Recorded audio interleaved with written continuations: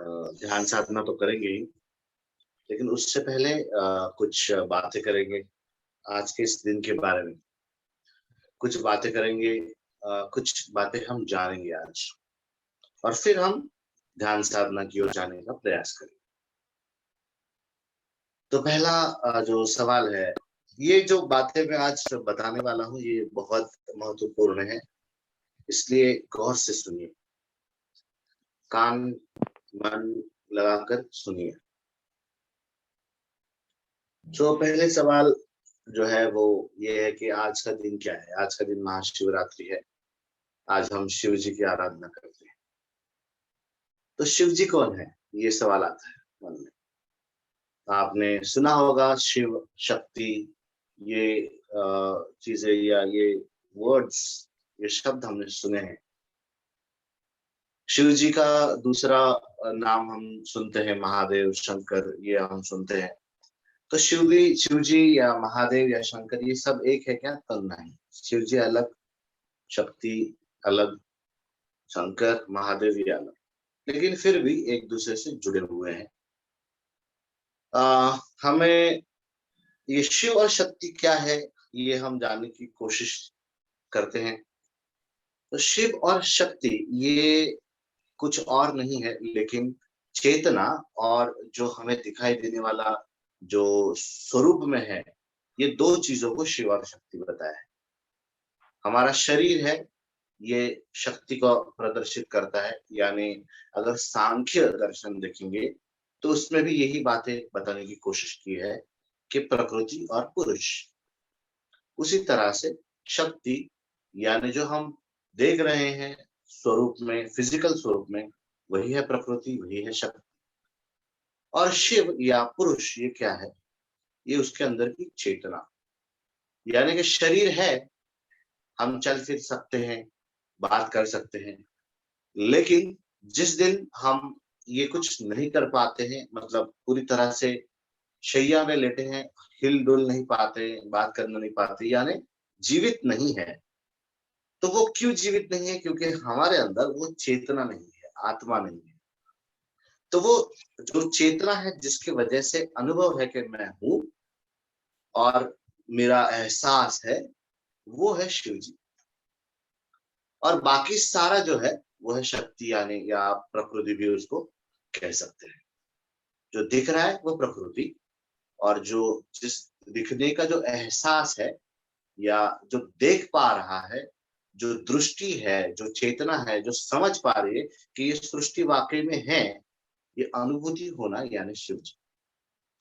दूसरा, अगर हम महादेव को देखते हैं तो महादेव अगर हम उनकी बात करते हैं तो उनको क्या कहा जाता है? देवों का देव। एक तरफ देवों का देव कहा जाता है, एक तरफ शंकर या महादेव को आदि योगी कहा जाता है। और दूसरी तरफ अगर देखेंगे तो त्रिदेव में भी उनका एक स्थान है। त्रिदेव यानी विष्णु, ब्रह्मा और महादेव। तो उनमें इनका, इन तीनों में इनका स्थान क्या पकड़ा जाता है? Destroyer, isn't it? Vishnu ji क्या करते हैं? उत्पत्ति। ब्रह्मा जी क्या करते हैं? उत्पत्ति। विष्णु जी क्या करते हैं? उसको चलाते हैं पूरी सृष्टि को। और महादेव जी क्या करते हैं? नष्ट करते हैं, ऐसे हम सुनते हैं। तो नष्ट करते हैं यानी क्या? तो इसका मतलब नेगेटिवली नहीं लेना है। किसी भी चीज की शुरुआत कैसे होती है? शुरुआत की शुरुआत, जो शुरू होने वाला है उसकी शुरुआत कैसे होती है? अगर पेड़ लगाना है, बीज बोना है, तो पहले गड्ढा करना पड़ता है। तो ये शुरुआत की शुरुआत है। तो वही आकर अगर आप देखेंगे तो वही घूम फिर कर वहीं पर आते हैं कि जब हम नींद खुलती है तो पहली चीज क्या होती है? अनुभूति, कि मेरी नींद खुल गई है और मैं हूं। जब तक आप सोए हुए हैं तब आपको कोई अनुभूति नहीं कि मैं हूं या नहीं हूं, आप ब्लैंक है। और जब उठते हैं तो पहली चीज होती है अनुभूति आना। तो ये शुरुआत की शुरुआत जो है वो है महादेव जी, या वो है आप कह लीजिए शिव जी। और इनको जानना क्या है? हमारा मकसद है।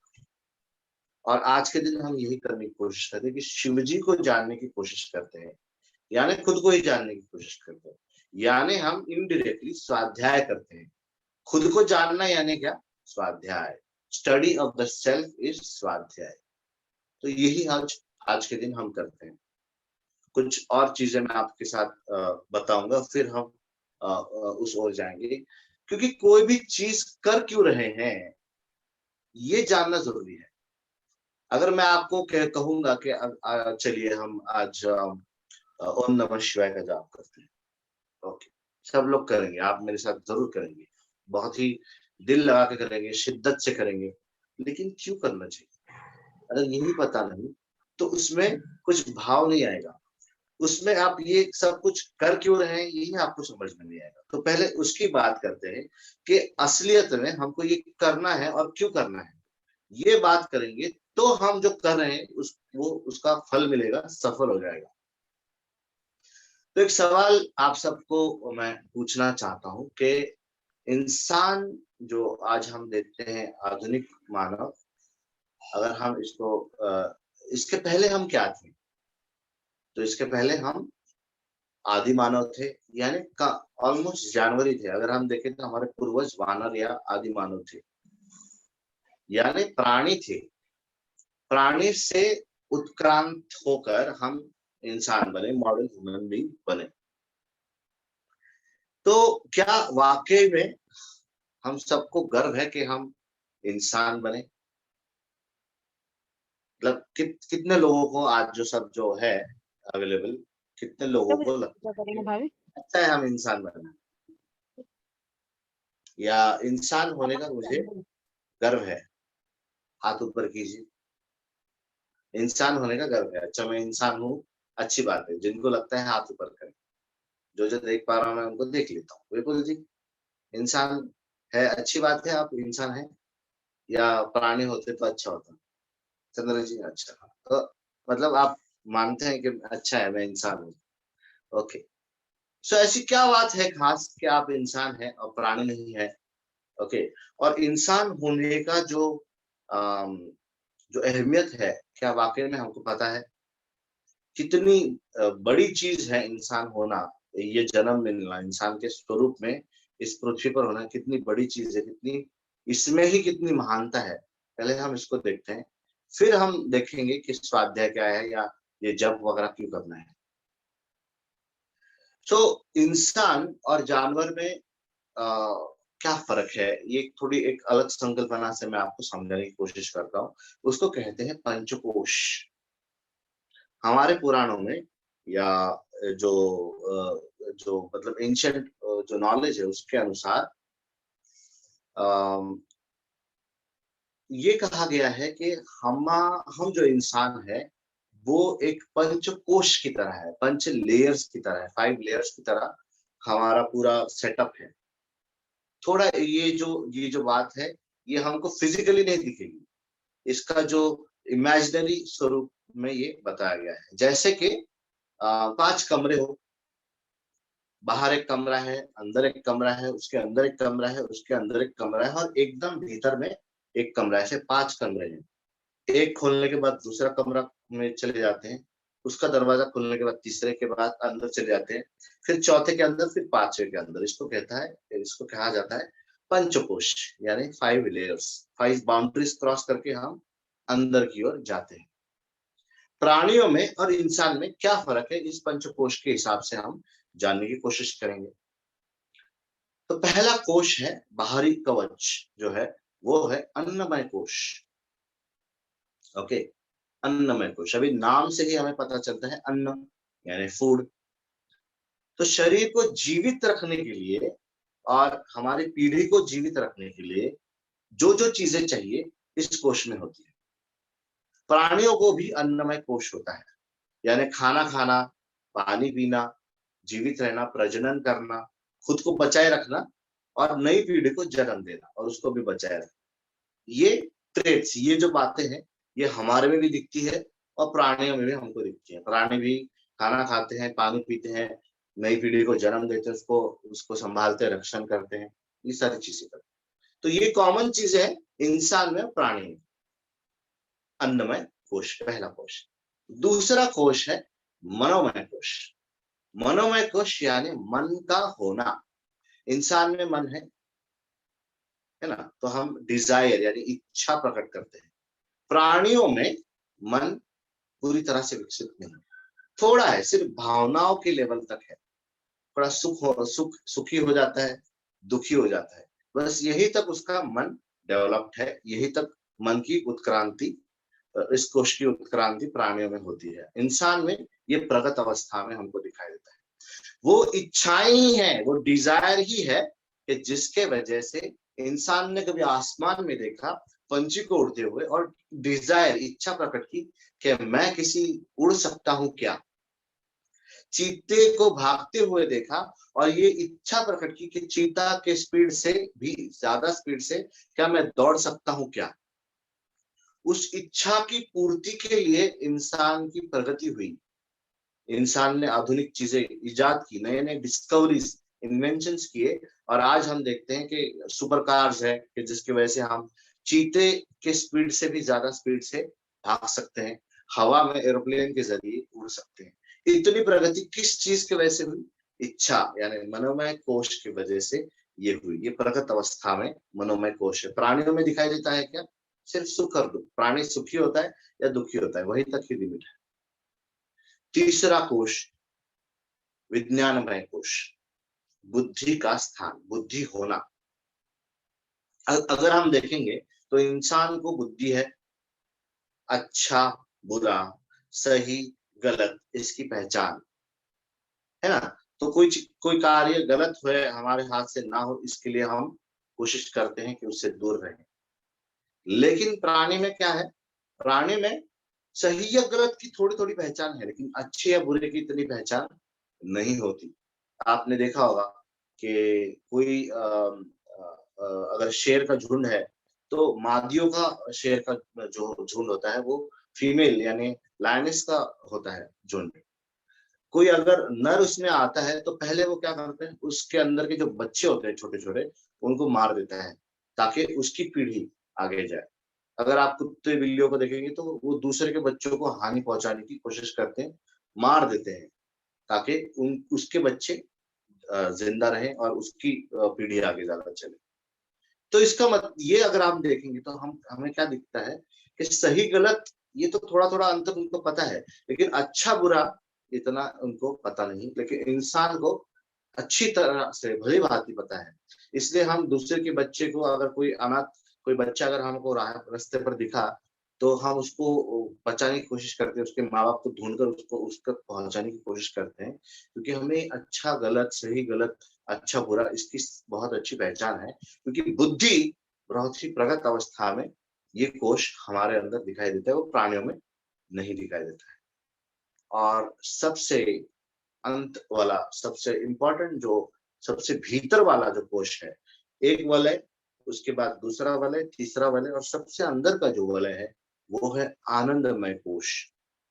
आनंद यानी हम जो भी कर रहे हैं उसके पीछे हम क्या ढूंढ रहे हैं? आनंद, हैप्पीनेस। ओके, और ये पाने के लिए हम सब कुछ कर रहे हैं। ओके, प्राणी हैप्पीनेस के लिए नहीं कर रहा है। प्राणी जो भी कर रहा है वो उसके जो बायोलॉजिकल नीड्स है, जो फिजियोलॉजिकल नीड्स है, शारीरिक और जो उसके जो जरूरत है उसको ही पूरा करने में लगा हुआ है। लेकिन ये हैप्पीनेस क्या है?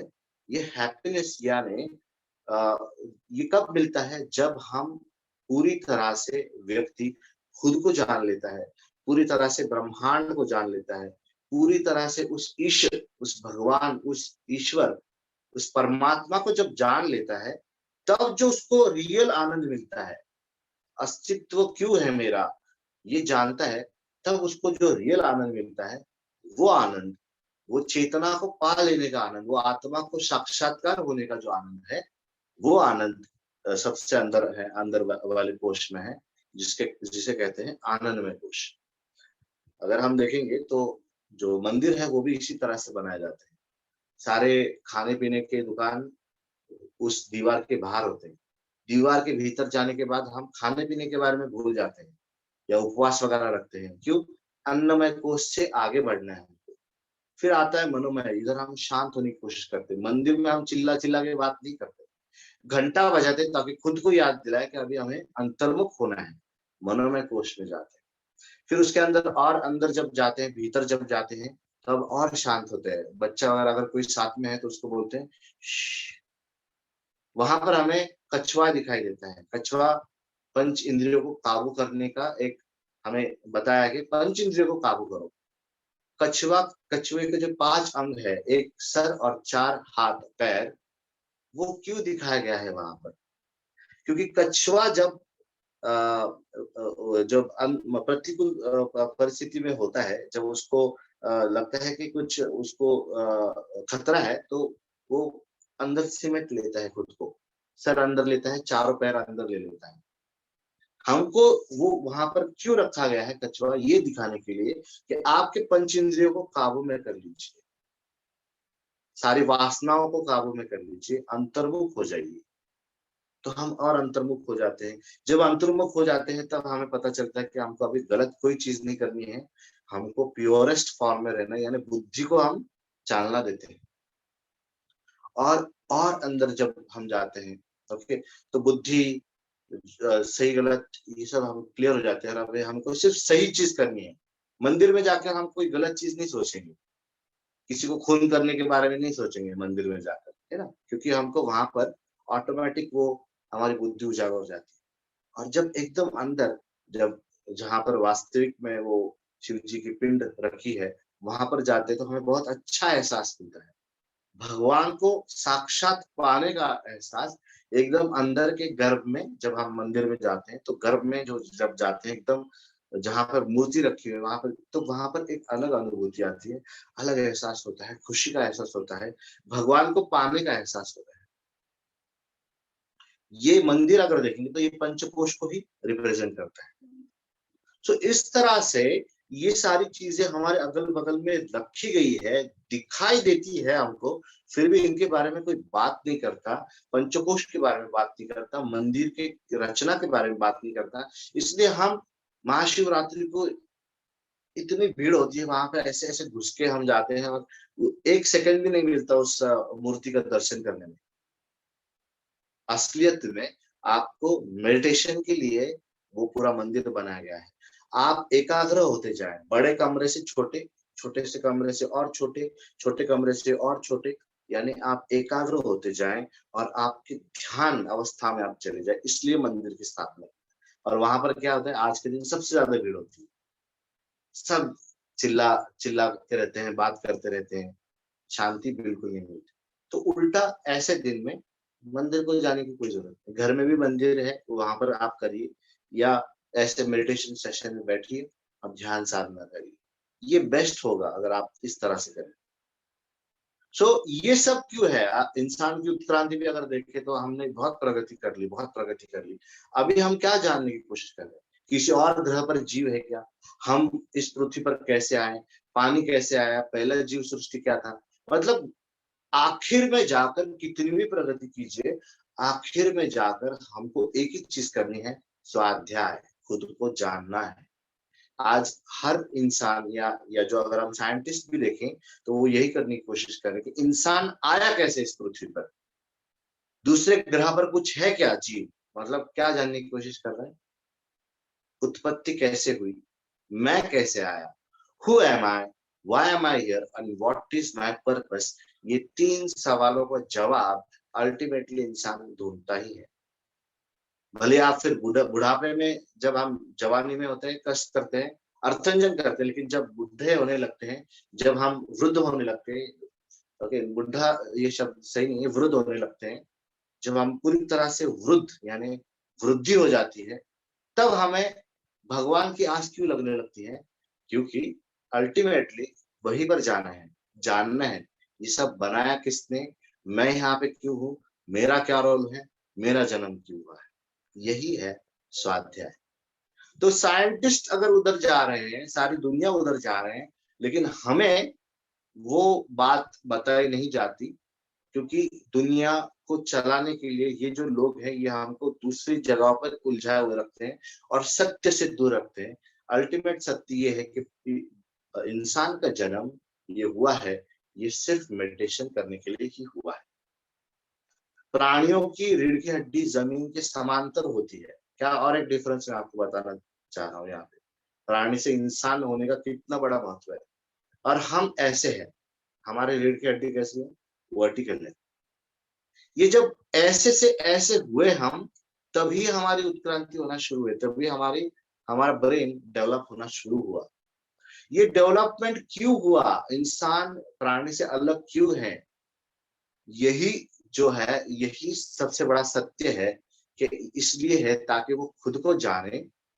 ओके, बुद्धि मैक्सिमम उजागर हो, ब्रेन मैक्सिमम एक्टिवेट हो, और खुद को जाने, और खुद को जानकर ब्रह्मांड को जाने, और ब्रह्मांड को जानने के बाद जिसने इस पूरे ब्रह्मांड को, लाखों करोड़ों तारों को जिसने बनाया, उसको भी हम जाने। यानी अल्टीमेटली उस शिव को जाने, उस महादेव को जाने जिसने शुरुआत के पहले शुरुआत की। और यही है आज के दिन का सिग्निफिकेंस, महाशिवरात्रि।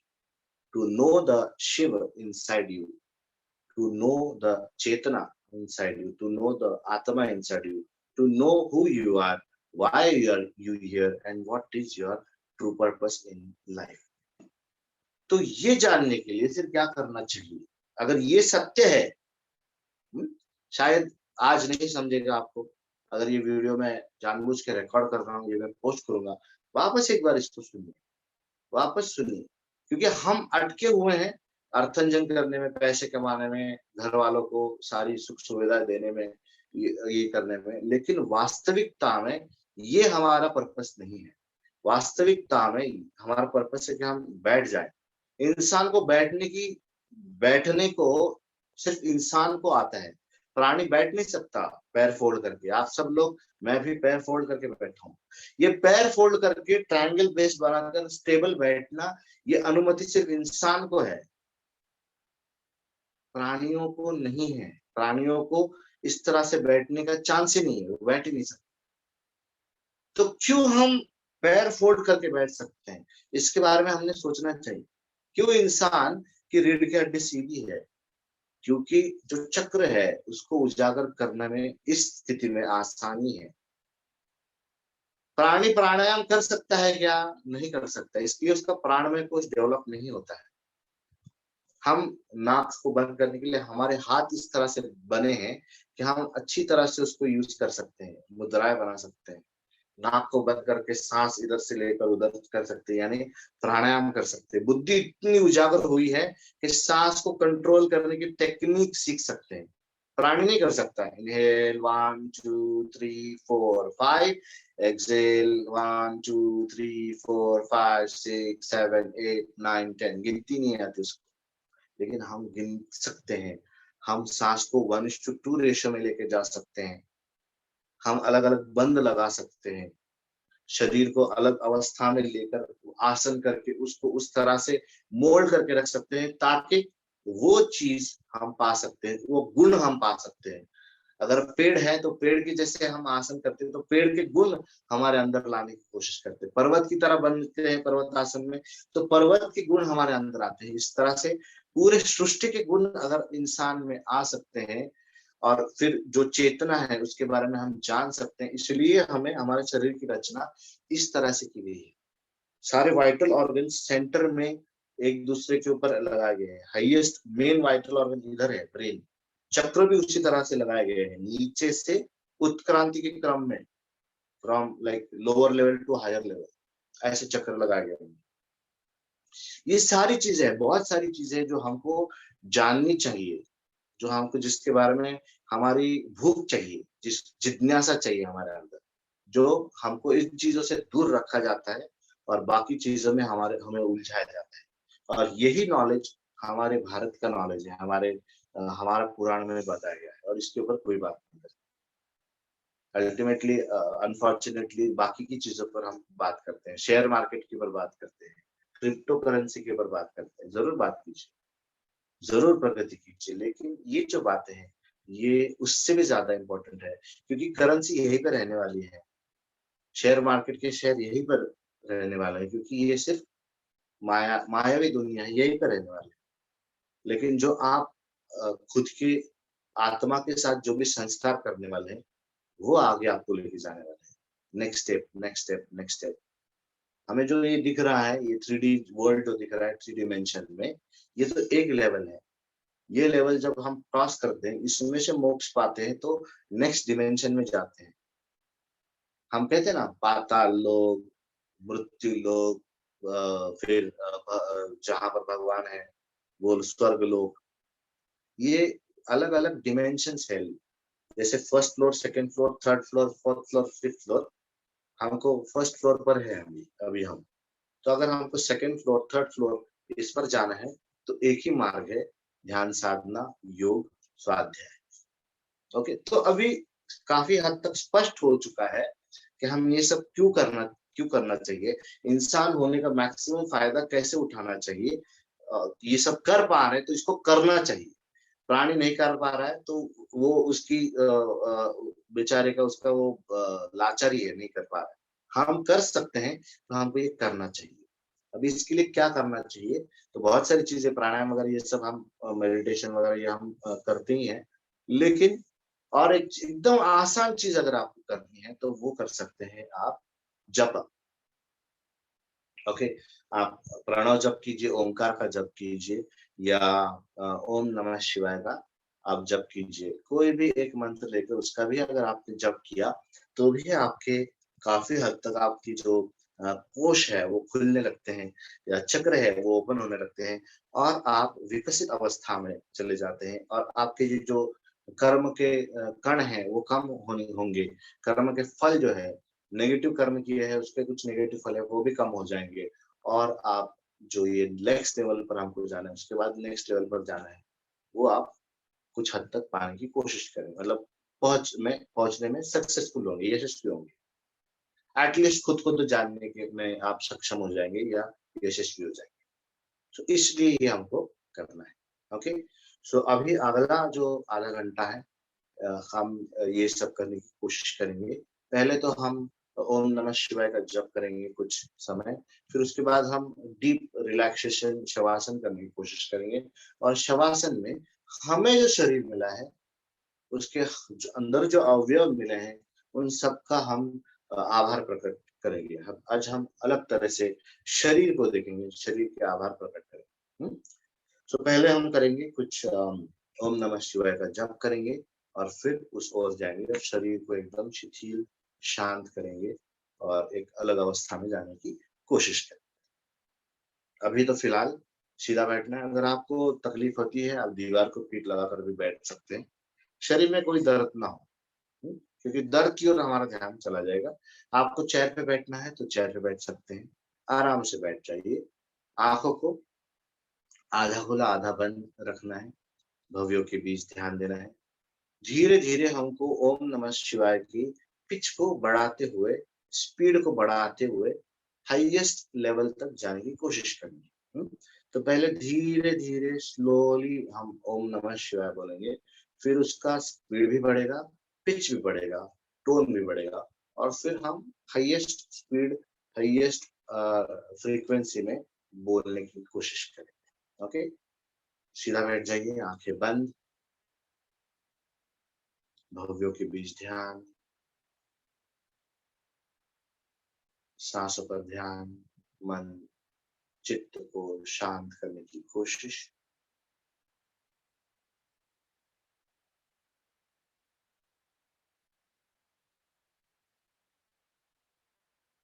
जो भी आप करेंगे, पूरी शिद्दत से करेंगे। अगर मैं आपको बोलूँगा कि आप हाई पिच पे तो ये मत सोचिए कि अगल-बगल में कोई क्या कहेगा, उतने हाई पिच में आप बोल दीजिए, कोई प्रॉब्लम नहीं। आप कोई बुरा काम नहीं कर रहे हैं। तो इस तरह से हम ओम नमः शिवाय करेंगे। ओम नमः शिवाय। इस तरह से आपको मेरे साथ-साथ बोलना है। ओम नमः शिवाय। ओम नमः शिवाय। ओम नमः शिवाय। ओम नमः शिवाय। ओम नमः शिवाय। ओम नमः शिवाय। ओम नमः शिवाय।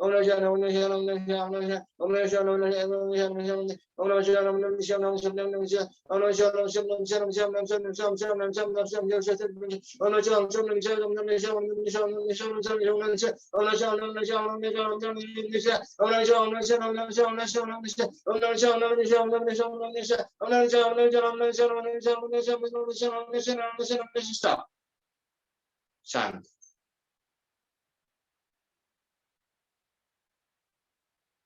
एकदम शांत।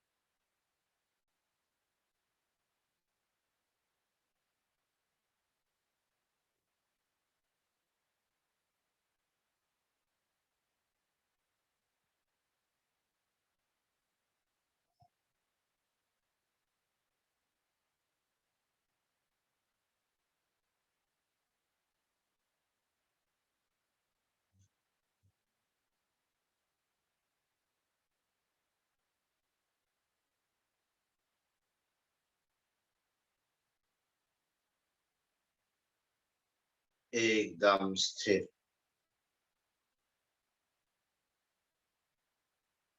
मन के अंदर के सारे विचार चले गए हैं। ओम नमः शिवाय के जप की वजह से कुछ नहीं रहा। आंखों के सामने खालीपन है, ब्लैंकनेस है। इसी अवस्था को बरकरार रखते हुए शवासन में जाना है, पीठ पर लेट जाना है, आंखें बंद, मन शांत, शरीर ढीला। रिलैक्स करना है, शवासन करना, पीठ पर लेट जाना है।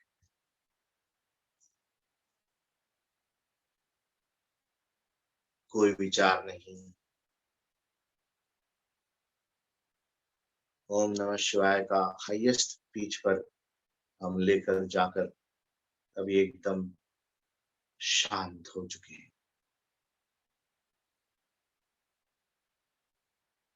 जो शरीर मिला है, जो उस स्वरूप को जानने के लिए जो शरीर मिला है, हम इंसान हैं। प्राणियों से भी उत्क्रांत अवस्था में हम पहुंच गए हैं। यह अद्भुत शरीर जो बहुत ही विकसित है दूसरे प्राणियों से, इसको हम किस तरह से देखते हैं या इसे हम बिल्कुल भी नहीं देखते। इसका सिर्फ उपभोग करते हैं, इस्तेमाल करते हैं, लेकिन इसका आभार प्रकट कभी नहीं करते।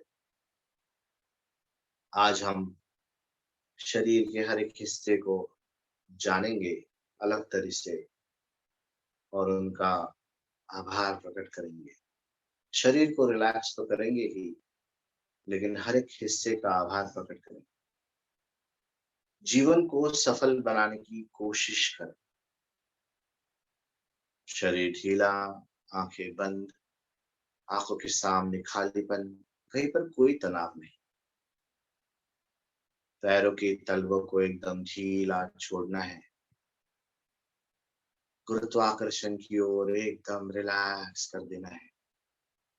पैरों की उंगलियों को ढीला छोड़ना है, तलवों को ढीला छोड़ना है। पैरों के तलवों का आभार प्रकट कीजिए। पूरे शरीर की ऊर्जा वहां पर है। पैरों में जलन होती है तो बहुत मस्तिष्क तक, सर के बाल तक वेदना होती है। अगर आपके पैरों के तलवों में फिलहाल कोई भी दर्द नहीं है, कोई भी जलन नहीं है, तो आप बहुत सुखी है। कोई दर्द नहीं है, कोई वेदना नहीं है पैरों के तलवों में, तो पैरों के तलवों की आभार मानिए। एड़ियों में कोई दर्द नहीं है, तो एड़ियों का आभार मानिए। पैरों के ऊपर पूरे शरीर का भार होता है, बैलेंस होता है। आपके पैरों के तलवे में कोई भी डिसऑर्डर या कोई भी खामी नहीं है। आप दोनों पैर पर बैलेंस करके आसानी से खड़े हो सकते हैं। उन पैरों के तलवों को के आभार, दर्द न होने के लिए उसका आभार, बैलेंस करने के लिए उसका आभार और सुखद अनुभव अभी पैर में आपके जो है, उसके लिए पैरों की तलवों का आभार। रिलैक्स और शिथिल पैरों की तलवों को, एंकल्स को भी रिलैक्स और शिथिल कर देना है। 5 उँगलियां हैं, एक भी उँगली कम नहीं है पैर की, इसके लिए उसके भी आभार, शरीर के आभार के पाँचों की पाँचों उँगलियां हैं, कमी कुछ नहीं है। आभार, धन्यवाद। पैरों के तलवों को, एंकल्स को रिलैक्स करते हुए ऊपर-ऊपर आना है। पिंडलियों को, काफ मसल्स को रिलैक्स करना है।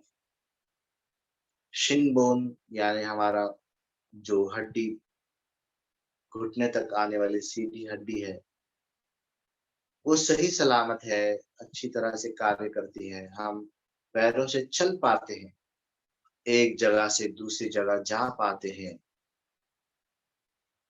चढ़ पाते हैं, उतर पाते हैं। तो पैरों के हड्डियों के आभार, धन्यवाद। आपकी वजह से हम लोकोमोशन में हैं, हम चल फिर सकते हैं। धन्यवाद, थैंक यू। ऊपर आते हुए घुटनों को एकदम ढीला कर देना है, रिलैक्स कर देना है। शरीर का सबसे बड़ा जॉइंट, पूरे शरीर का भार इस घुटने पर आता है। जिनको घुटने के दर्द होते हैं, वो भी आभार प्रकट कीजिए कि मुझे घुटने हैं, मुझे पैर है, इसका आभार। और घुटने का दर्द है तो घुटने से बात कीजिए, मन ही मन में हाथ जोड़िए और घुटने से रिक्वेस्ट कीजिए कि ये दर्द निकाल दे, ये चला जाए। शरीर एक टीम है, मन, आत्मा और अलग-अलग अवयवों का एक संच है, एक संघ है, एक टीम है। अगर आपने विनती की आपके घुटनों से कि दर्द कम कर दीजिए, आत्मा से विनती की कि मेरे शरीर के अंदर घुटनों में जो दर्द है, उसको किसी भी हालत में तुम कम कर दो, तुम मेरा ही हिस्सा हो। खुद से दुश्मनी कैसे?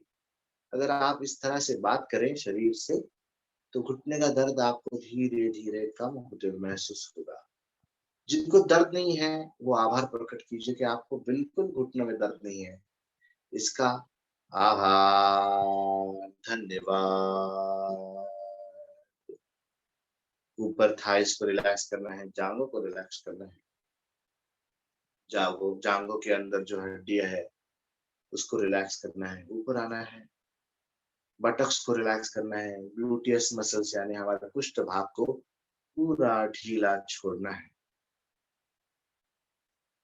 इस हिस्से में लोअर एब्डोमेन हिस्से में ओटीपोट मराठी में बोलते हैं या पेट के नीचे के हिस्से के ऊपर ध्यान केंद्रित करना है।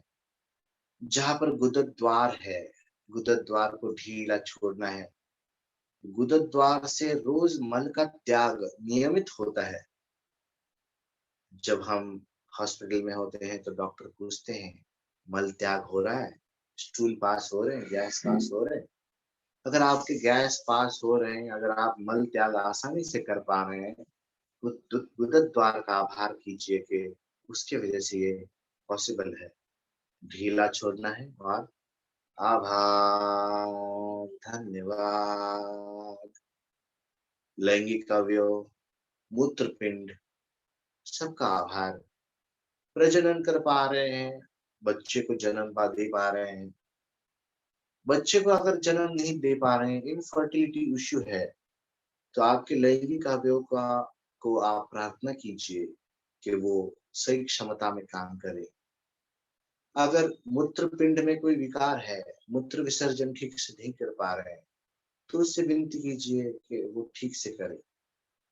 और अगर आप मूत्र विसर्जन, यूरिनेशन सब कुछ ठीक से कर पा रहे हैं, तो इन अवयवों का लैंगिक अवयव और ये जो एक्सक्रीटरी ऑर्गन्स है, मल त्याग, मूत्र त्याग के अवयवों को आभार प्रकट कीजिए। आभार, थैंक यू। और ऊपर जाने के बाद 2 किडनी है, मूत्रपिंड, उनको उनके आभार, उनकी वजह से हमारा ब्लड सेपरेट होकर उसके अंदर का पानी का त्याग होता है, ब्लड फिल्टर होता है। छलनी है, वेस्ट प्रोडक्ट बाहर निकल जाते हैं और जो ज़रूरी है शरीर के अंदर उसको वापस शरीर में रखा जाता है। उन किडनियों के आभार, धन्यवाद, आप सही तरह से काम कर रहे हैं। मुझे 2 किडनी हैं और वो कार्य करते हैं। कितने लोग हैं जिनको किडनी बदलनी पड़ती है, किडनी कार्य नहीं करती, तो उनसे तो मैं बेहतर हूँ, इसलिए आभार। रीढ़ की हड्डी पूरी ढीली छोड़नी है। रीढ़ की हड्डी मेरी कार्य कर रही है, मैं बैठ पाता हूँ, खड़ा रह पाता हूँ, झुक पाता हूँ, ट्विस्ट कर पाता हूँ। ये सारी रीढ़ की हड्डी की वजह से है। रीढ़ की एक-एक हड्डी को आभार कीजिए। मन ही मन में आभार प्रकट कीजिए कि आपकी वजह से मैं खड़ा हूँ, बैठ सकता हूँ, दौड़ सकता हूँ। रीढ़ की हड्डी का आभार। शरीर की सारी मांसपेशियों का आभार। पीठ के मांसपेशियों का आभार कि जिसके वजह से शरीर को एक स्वरूप है, एक आकार है। मांसपेशियाँ नहीं होती, त्वचा नहीं होती, तो शरीर को आकार नहीं होता। शरीर कैसे भी दिखता, एक आकार देने के लिए, शरीर के अंदरूनी हिस्से को प्रोटेक्शन, सुरक्षा देने के लिए उनके भी आभार। मसल्स और स्किन का आभार। आंतड़ियाँ, उनको रिलैक्स कर देना है। पेट के अवयवों को रिलैक्स कर देना है। आंतड़ियों की वजह से खाना हमारा शरीर में जो खाते हैं उसका पचन होकर उसको हम शोषित कर लेते हैं, अब्जॉर्प्शन कर लेते हैं। आंतड़ियों का आभार। आप सही से काम कर रहे हैं, इसके लिए आभार। जठर यानी स्टमक, खाना स्टोर करना, पचाना, इसका कार्य है, वो सही तरह से हो रहा है। जठर का आभार। लिवर, केमिकल डिकम्पोजिशन, शरीर में जो भी केमिकल स्थापित होते हैं, प्रोटीन प्रोटीन बनता है, कार्बोहाइड्रेट कार्बोहाइड्रेट बनता है, विटामिन विटामिन बनता है। इस यकृत का, इस लिवर का आभार। पेट के सारे अवयवों का आभार। पेट के हिस्से को रिलैक्स करते हुए छाती की ओर बढ़ेंगे। छाती के पिंजरे को, जो रिब्स है, जो हमारे बरगड़िया है, वो सारे अवयवों को सुरक्षित रखता है। इस पिंजरे का सर्वप्रथम आभार। इस पिंजरे के अंदर 2 लंग्स हैं, 2 हमारे जो फेफड़े हैं उनका आभार, जिसकी वजह से हम सांस अंदर ले पाते हैं, सांस को बाहर छोड़ पाते हैं। इस फेफड़ों के आभार। आभार। रिलैक्स करना है छाती के हिस्से को। हृदय कार्य कर पाता है, पूरे शरीर में खून को बहाता है, खून को पहुंचाता है। खून के वजह से हर एक अवयव को पोषण मिलता है और प्राण वायु मिलता है। इस हृदय के इस कार्य को लगातार करते आ रहा है। जिस दिन जन्म हुआ उस दिन से आज तक करते आ रहा है और आगे भी करते रहे। ये कामना करते हुए उसका आभार प्रकट करना है। आभार। अगर फेफड़ों में कोई परेशानी है, हृदय में कोई परेशानी है, तो मन ही मन हाथ जोड़कर विनती कर दी है कि हृदय तुम अपना कार्य ठीक से करो। मेरा शरीर यानी तुम इस शरीर में ही हो, इसका हिस्सा हो, तुम मेरी साथ दो और अच्छी तरह से कार्य करो। आपके फेफड़ों को भी बोलो, अगर कुछ परेशानी है तो आप सही तरीके से काम करेंगे, तो हम इस शरीर को निरोगी रख पाएँगे। विनती कीजिए, आपकी विनती को ज़रूर स्वीकृति मिलेगी। और ऊपर जाना है काँधों की ओर। काँधों की स्नायुओं के ऊपर, काँधों के ऊपर बहुत सारी दुनिया भर की ज़िम्मेदारी हम लेकर घूमते रहते हैं। काँधे के ऊपर सबसे ज़्यादा बोझ ले सकते हैं हम, ऐसा वो एक जोड़ है। काँधों का आभार, शोल्डर्स को रिलैक्स कर देना है। सारी ज़िम्मेदारियों को कुछ पल के लिए भुला देना है और काँधों को रिलैक्स हाथों के पंजों को ढीला छोड़ना है। हमारे 2 हाथ हैं, इसके आभार। उँगलियाँ हैं, उँगलियों से कार्य कर पाते हैं, हिला पाते हैं, चीज़ें पकड़ पाते हैं। ग्लास को पकड़ पाना यही बहुत बड़ी बात है। हाथों में ग्रिप होना यही बड़ी बात है। अंगूठा होना ये बड़ी बात है। पाँचों उँगलियाँ होना दोनों हाथों में ये बहुत बड़ी बात है। इन हाथों का, इन उँगलियों का होना, उनका सही तरीके से कार्य करना बहुत बड़ी बात है। इसका आभार कलाइयों से लेकर कोहनी तक जो हड्डियाँ हैं, जो हाथ मुड़ पा रहे हैं, हम कुछ चीज़ों को पकड़ पा रहे हैं, एक-दूसरे को पकड़ पा रहे हैं, किसी को गले लगा पा रहे हैं, झप्पी दे पा रहे हैं, आलिंगन दे पा रहे हैं, इन हाथों की वजह से, बाहुओं की वजह से, इन बाहुओं का आभार। हाथों के दंड में ताकत है, हमारी कलाइयों में, मनगट में ताकत है, इसलिए हम निर्णय ले पाते हैं। जीवन में कोई भी चीज़ हासिल कर पाते हैं। इस हासिल करने की प्रेरणा हमारे दंड से आती है, हमारे दोनों बाहों से आती है। बाहु को और दंड को आभार प्रकट करना है। धन्यवाद, आभार। गर्दन के हिस्से के पास आना है। गर्दन को पूरी तरह से रिलैक्स कर देना है। कंठ को रिलैक्स कर देना है। कंठ की वजह से हम बोल पाते हैं, भावनाओं को प्रकट कर पाते हैं। अगर कोई भावना प्रकट नहीं कर पा रहा है, तो इनसे विनती कीजिए कंठ से कि भावना प्रकट करने में मुझे सहायता कीजिए। अगर कंठ के पास थायराइड ग्रंथि की कुछ तकलीफें हैं, तो थायराइड ग्रंथि से विनती कीजिए कि आप सही तरीके से काम करिए, ताकि आप और मैं सुकून भरी जीवन जी सकते हैं। कंठ के पास थायराइड ग्रंथि के आभार, आप बोल पा रहे हैं, स्वर यंत्र के आभार, गर्दन को हिला पा रहे हैं, यहाँ-वहाँ देख पा रहे हैं, गर्दन के अवयवों का आभार। पूरे चेहरे की ओर आना है, सर की ओर आना है। 32 दाँत हैं, इसके आभार। खाना चबा पा रहे हैं, चबाने की वजह से खाना सूक्ष्म होता है, फिर निगल पाते हैं और शरीर में ऊर्जा ला पाते हैं। इन 32 ही का आभार, दाँतों का आभार। ज़बान से विचारों को बोल पा रहे हैं, ज़बान का आभार, टंग का आभार। सब टेस्ट कर पा रहे हैं, जो स्वाद है, वो समझ पा रहे हैं।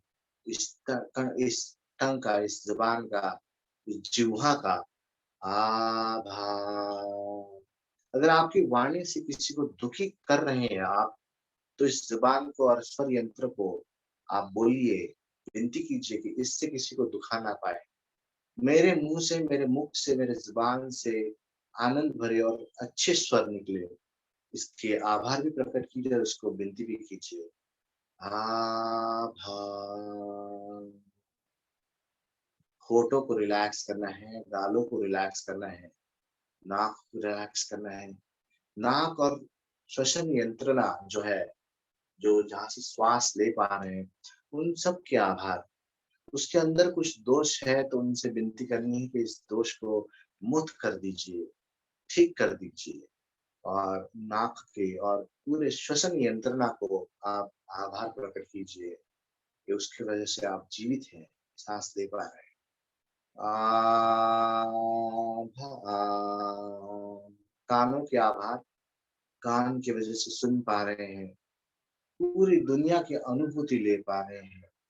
कान के आभार। इस कान को विनती कीजिए कि अच्छा ही सुने, गलत ना सुने। अगर गलत सुन रहे हैं तो उसके खिलाफ कुछ करने की भी मेरे में क्षमता पैदा हो, ये भी विनती कीजिए। आभार। दोनों पलकों को रिलैक्स करना है और अंदर अंदर दो आंखें हैं, उनकी आभार। पूरे ब्रह्मांड के रंग को देख पा रहे हैं, हमारे निकटवर्तियों को देख पा रहे हैं, पढ़ पा रहे हैं, लिख पा रहे हैं, सृष्टि के निर्मिति को देख पा रहे हैं। सब कुछ पढ़ कर पा रहे हैं इस आंखों की वजह से, इस आंखों के आभार। चेहरे का आभार, पूरे चेहरे को रिलैक्स कर देना है। एक रूप है जिसकी वजह से लोग मुझे दूसरों से अलग से पहचान पाते हैं। पहचान है मेरा चेहरा, इस चेहरे का आभार। चेहरे की वजह से भाव बता पाता हूँ। मुझे गुस्सा आता है तो गुस्से के भाव, मैं हँसता हूँ तो हँसने के भाव, इस चेहरे के आभार। ऊपर मस्तिष्क, दिमाग पूरे शरीर को कंट्रोल करता है। सारे कार्य सही तरह से पार करता है। इस ब्रेन के, इस मस्तिष्क के, इस दिमाग के आभार। पूरे शरीर को रिलैक्स करने के लिए यही सहायता करता है। आभार। और सबसे अंतिम लेकिन सबसे महत्वपूर्ण, हमारे अंदर हमारा मन है और हमारे जो आत्मा है, उसका आभार। जिस आत्मा की वजह से मैं जीवित हूँ, मेरे होने का एहसास मुझे है। ये जब जब मैंने जो जो बातें आपको बोली, ये जो जो बातें आपने अनुभूत की, जिसकी अनुभूति आपको आई, जब मैंने यकृत कहा तो आपको यकृत का एहसास हुआ। जब मैंने मस्तिष्क कहा, मस्तिष्क का एहसास हुआ। जब मैंने हर एक अवयव का नाम लिया, उसको रिलैक्स करने का जब मैंने कहा, जो रिलैक्सेशन हुआ, जो मैं हूँ, मेरा अस्तित्व, जो शिव मेरे अंदर है, उसका आभार।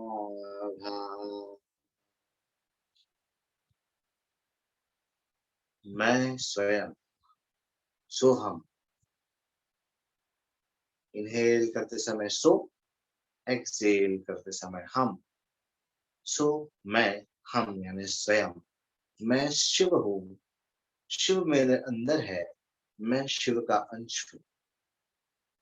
ये भी अगर आज के दिन हम समझ पाए तो बहुत बहुत कुछ समझ पाए। शरीर को एकदम ढीला रखना है, एक लंबी सांस लेनी है, बाहर छोड़नी है, धीरे धीरे वापस लौट आना है। पैरों की उंगलियों को धीरे धीरे हिलाना है, हाथों की उंगलियों को हिलाना है। अगर नींद लग गई है तो जागरूक हो जाना है, कोई बात नहीं, कोई बुरी नहीं है बात। दोनों पैरों को एक दूसरे के करीब लाना है, हाथों को शरीर के करीब लाना है, दोनों घुटनों को धीरे से फोल्ड करना है, राइट साइड को टर्न होना है या कोई भी एक साइड को टर्न होना है और आराम से उठ के बैठना है। आंखों को बंद ही रखना है, एकदम शांत बैठना है। पद्मासन, सिद्धासन में बैठ जाना है या किसी भी मेडिटेटिव आसन में आंखें बंद करके बैठ जाना है। मन को एकदम शांत रखने की कोशिश करनी है। भव्यों के बीच ध्यान, आंखें बंद और कुछ पल के लिए एकदम स्थिर, शांत।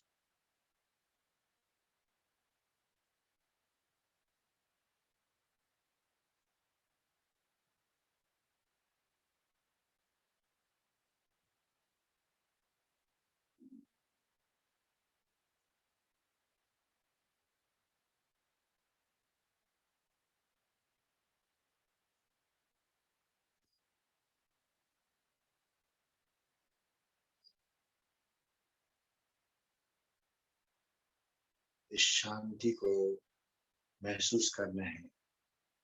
शांति को बरकरार रखते हुए 3 ओमकार करेंगे। दोनों हाथ ध्यान मुद्रा में, रीढ़ की हड्डी एकदम सीधी, पीठ सीधी, गर्दन सीधी, सर सीधा, कांधे रोल करके पीछे, चेहरे पर हल्की मुस्कुराहट, भव्यों के बीच ध्यान, आंखों के सामने खालीपन। 3 ओमकार, सांस लीजिए।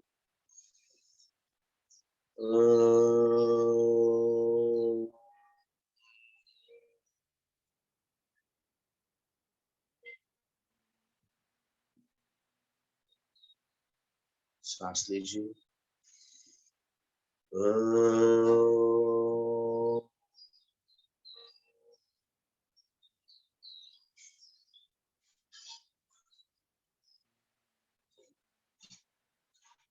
Inhale.